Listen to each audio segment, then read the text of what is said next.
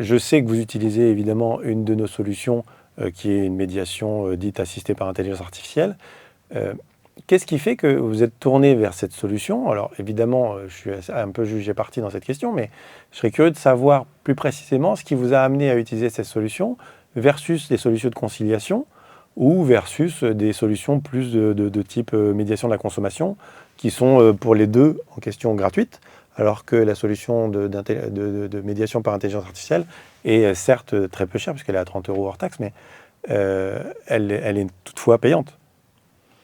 Alors ça dépend des partenaires avec lesquels on travaille. Donc si on a une société de financement qui accepte de financer la médiation, évidemment, c'est la solution privilégiée parce qu'elle permet un traitement vraiment fluide des dossiers, parce que donc tout se fait sur la plateforme.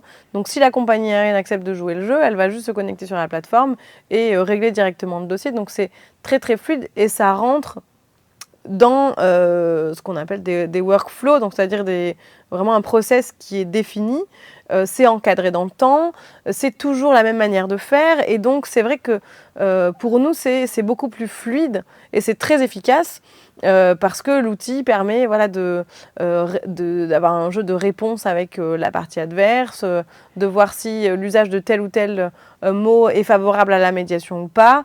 Et donc voilà. Ah, mais après, ça ne se prête pas évidemment à tout type de litige. Sur des litiges un petit peu plus techniques ou avec des plus forts enjeux, c'est vrai que on aura besoin peut-être d'être autour d'une table avec un médiateur, etc.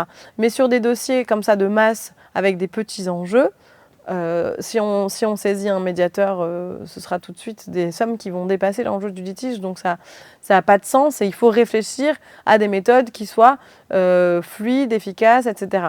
Et alors pourquoi pas la conciliation Voilà, finalement? donc à côté de ça, on a d'autres solutions qui sont soit la conciliation judiciaire, donc là ce sont des conciliateurs qui sont sur une liste voilà, agréée par les cours d'appel, etc., et qui sont désignés donc, par le tribunal. Donc on s'adresse au tribunal et on indique qu'on souhaite engager une conciliation, ou même on peut s'adresser directement au conciliateur. Le problème, encore une fois, c'est que ces conciliateurs-là ne sont pas outillés. Donc ils peuvent très très bien intervenir quand vous avez 10, 20, 30 dossiers, sauf que quand on en a 500 chaque mois, ben ça ne fonctionne plus.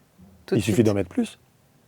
Il faudrait mettre plus de conciliateurs. Le problème, c'est que les conciliateurs sont totalement bénévoles, que eux, le sens de leur intervention, c'est d'aider les gens, et que là, ils voient bien que quand ils convoquent une compagnie aérienne à une conciliation, si elle n'a pas envie de répondre, elle ne répond pas, et en fait, ça ne sert à rien. Et si elle répond, les parties vont faire en fait leur échange amiable entre eux, et donc le conciliateur apporte vraiment rien malheureusement à l'échange. Alors que sur des litiges qui concernent des particuliers, le conciliateur a vraiment une plus-value.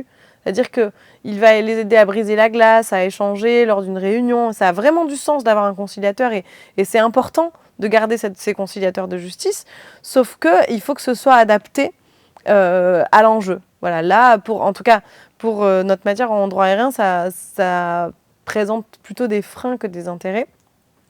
Donc c'est vrai que moi, j'évite de passer par la conciliation judiciaire.